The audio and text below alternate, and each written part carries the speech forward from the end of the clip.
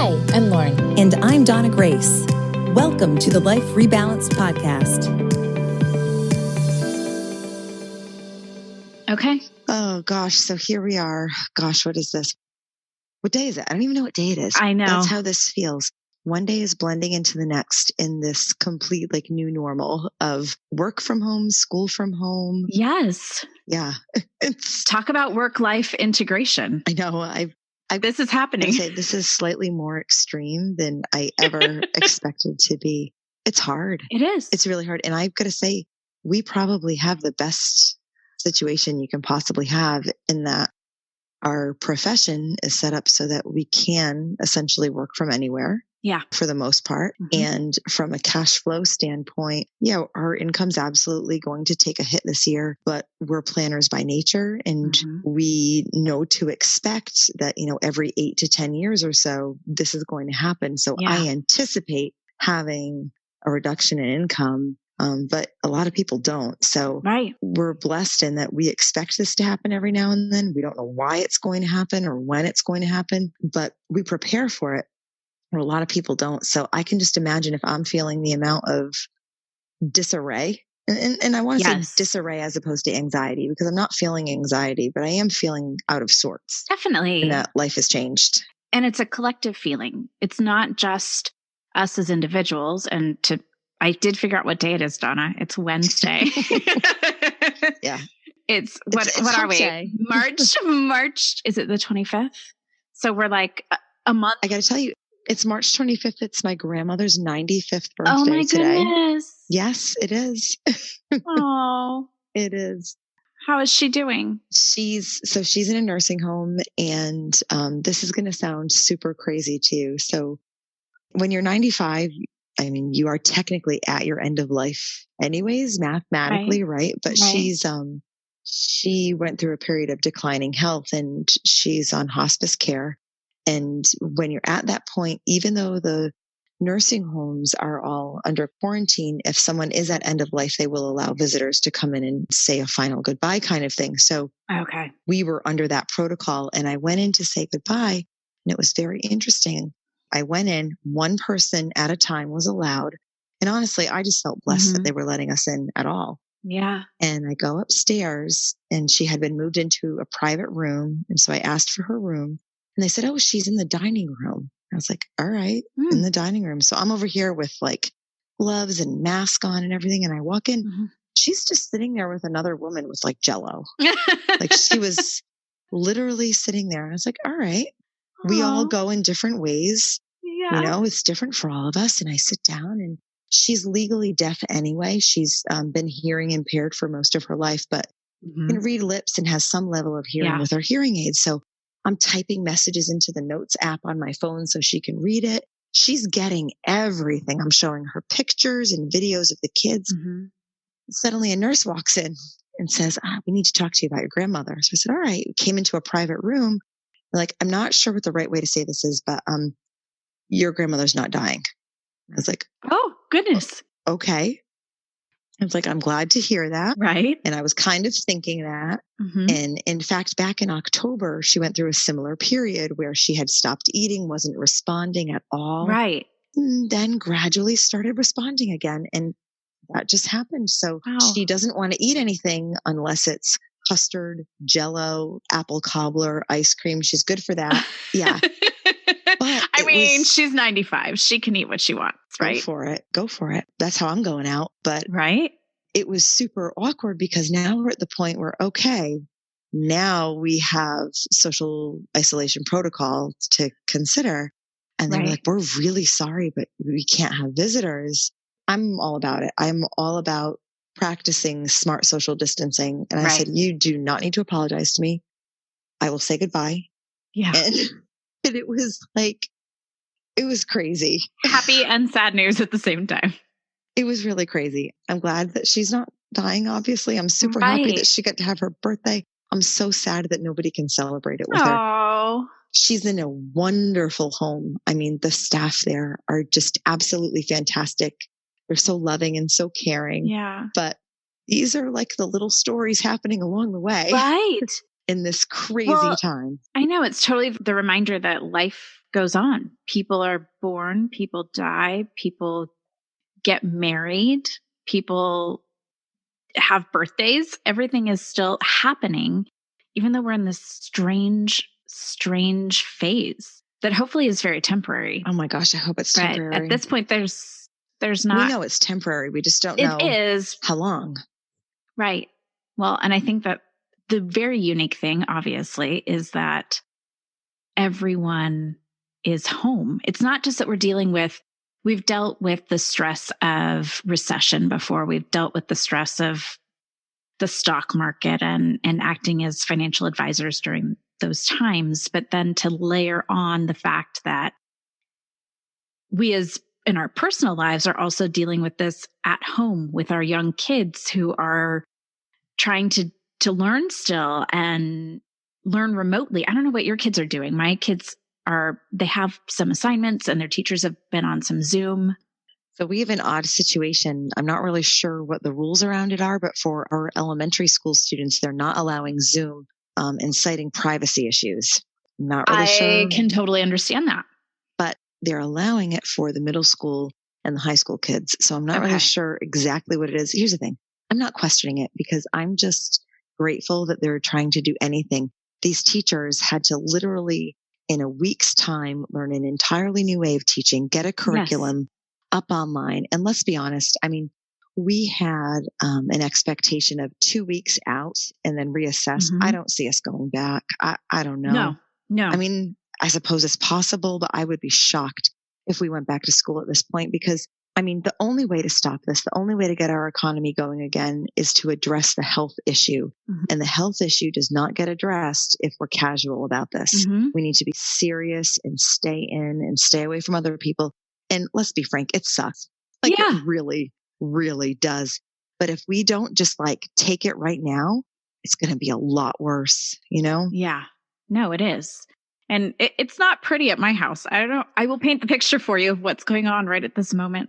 So Donna, you and I obviously decided we needed to have just a chat and maybe we're enjoying a cocktail at the same time. If by maybe you mean definitely, then yes. Definitely. Yes. Definitely. So if you hear ice clinking or, that's what that is. You can't hear my swishing my We've wine. had swirling. It looks really beautiful. I can see it. We've had a little bit of a stressful few weeks. We'll probably have a few stressful more, but so right now in my house, I'm in my closet talking to you. It's 6:00 in the evening. My children are probably eating Cheetos and playing video games. You know what? In this new normal. And at this point, that's what's happening. That is what's happening. So in talking about, what are our priorities right now and what are we letting go of? Oh my goodness. My priorities right now are honestly, at home, my priorities are just letting my kids know that everything's going to be fine and that we're adaptable. We are adaptable people. Yes. And from a professional standpoint, it's being adaptable and it's letting our clients know that, we're still here and we're working through this together and we will come out on the other side. And I think most people have been investors long enough to know that there is another side. We just have to get to it. Yeah. It's just painful as you're going through it. It is painful. It is painful. And I think that we in particular now, obviously people in the medical field are feeling the brunt of this, and thank God for all of them. And I can't imagine putting yourself at risk, obviously, is terrifying. But to your point, it is what's going to end this, is to deal with it from a medical perspective. And everyone needs to heed the warnings and stay in and practice social distancing. But short of people in the medical profession, I think that we're feeling a lot of this as financial advisors, navigating through this with our clients. So for me, I don't know about for you, but for me, prioritizing really interfacing with the clients and taking care of those essential things that need to be taken care of. And then second to that, obviously taking care of my kids, but taking care of myself. So I've really let myself be selfish. And if I need to take a nap in the afternoon and everything is handled, I'm going to lay down and take a nap.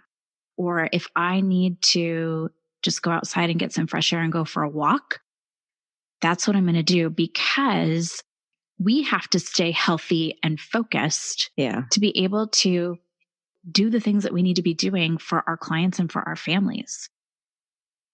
And so essentially, that right now looks like doing the essential tasks to keep things running and letting go of all the projects that we were trying to accomplish or all the things we were trying to do to get ahead. And right now, those seem so distant and unimportant. Yeah, that's on the B list, I would say. Yes. Like that stuff is on the B list right now. And it's interesting because in our profession, when we're in times of, and not to be like melodramatic or anything, but when we're in times of crisis like this, it actually presents opportunities as well, right? Because there's definitely the getting the essentials done part, right? And right now, essentials look like caring for clients in a lot of different ways, helping them not be pushed to anxiety-based decisions, but recognizing when they're feeling anxiety and helping put them in a position so that they can sleep at night, right? So the same decisions aren't going to be made for every client,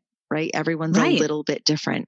And then also wanting to make sure that for the clients who maybe aren't feeling as much anxiety, like maybe they're not as close to retirement or not taking withdrawals, but making sure that we see the opportunity there and how we can take a bad situation and make the best of it. So for us, you know, there are technical things we can do, but the same thing applies to other parts of life. And I've loved a lot of what I'm seeing in that regard, like seeing it with kids who, you know, they can't all play together, but in our neighborhood, we had a parent, God bless them. They literally went out in our street because no one's driving, right? So literally went out in our street and made squares, and the kids each sat in their own square and did sidewalk chalk. Oh. So they were far apart from each other, but they were all doing that is so cute. The same thing. And it was cute.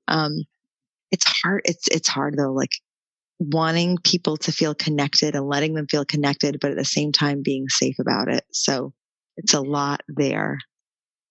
Yes. And we are such social beings. To not be able to socialize the way we might be used to is really tough.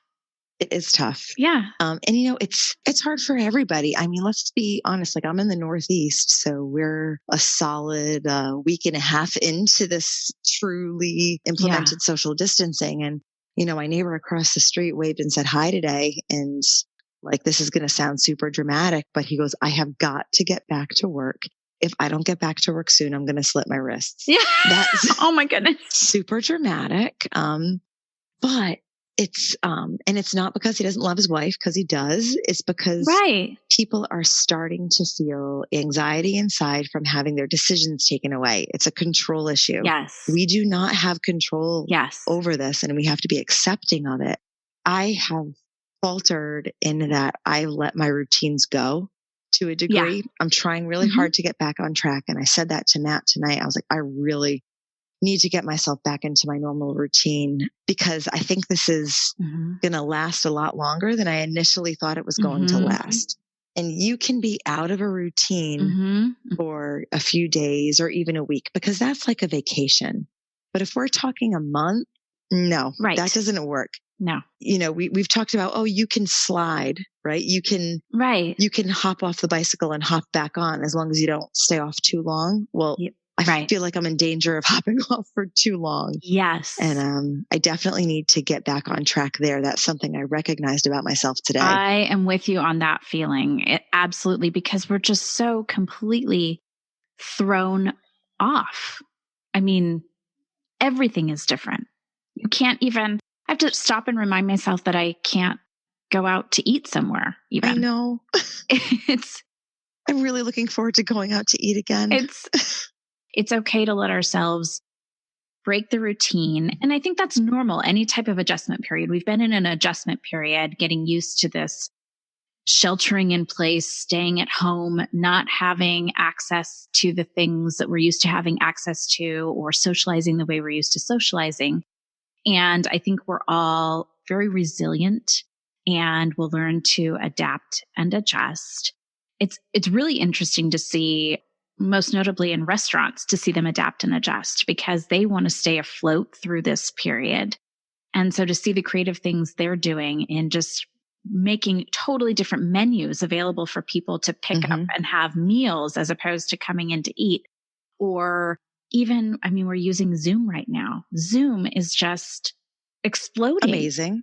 Well, they're amazing, first of all, but it's just exploding all of the things that we're capable of doing in the time that we're in. I'm just very grateful for all of it. Think about how quickly our world adapted. We already are used to using technology for business in a lot of ways.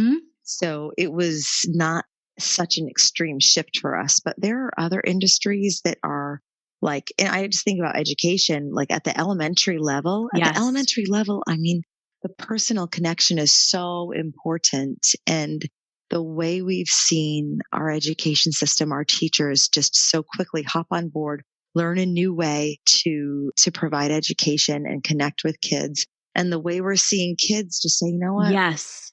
I don't understand this, but I'll try. Kids are so adaptable. I mean, thank goodness, right? Yes.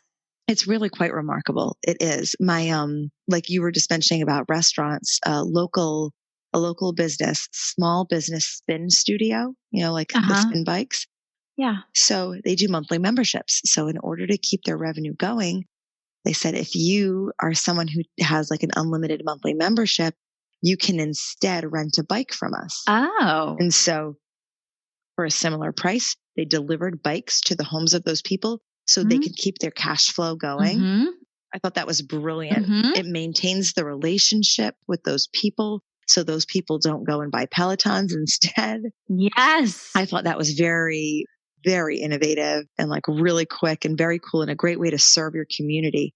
So there are some businesses that can, there are some that can't, but I'm loving watching people be adaptable. As am I. The creative problem solving that's happening is really inspiring in a lot of ways. And I think it's something I'm at least trying to expose my children to. So thinking about, you know, I'm not going to be the best instructional teacher when it comes to their traditional classes, but I can take this opportunity to teach them other life skills that I wouldn't otherwise have the opportunity to have the time to teach them. We learned how to clean a toilet today. And that was home ec. Yes, home it was. Economics it was. 101. It was. So I think we're all just adapting and adjusting and making the most of it and trying to find a new normal. The hard part is, like you said, we know it's a temporary normal, but it might be a prolonged temporary. So to adapt and adjust and modify your habits and behaviors so that you can get back on track once our normal is back in place is really critical. Yeah, I think that I, like many people, anticipated this being a shorter thing. And that's probably why I wasn't so vigilant about sticking to my morning routine. I like gradually was getting up later and later. Yeah, I've got to get back on track there because it's important for my kids too, to see me keeping a regular schedule, I think. Yes. But I can't get off track because I still need to be serving people. I still need to be showing up for my family. And I know that I feel better about myself when I'm taking good care of myself. And I know that to take good care of myself, I need to stick to a routine. So you do. Yeah. Thanks for this call, I know, Lauren, because I'm going to need to get my butt back on track. Well, not only that, but every once in a while, you just need to hang out and have a drink with your girlfriends too. So, you know, we have to do that remotely and we can make it work. That is true. I got to say, I probably connected with people more than I typically would, like at night. So I've had phone calls and video chats and stuff with friends that I probably typically wouldn't, but I don't know. I think we're all just getting into this, this flow yes. of saying, hey, let's pick up a video chat. Let's do this and that. So I'm finding myself connecting with people that maybe I didn't connect with as much, which is interesting. I think it's interesting.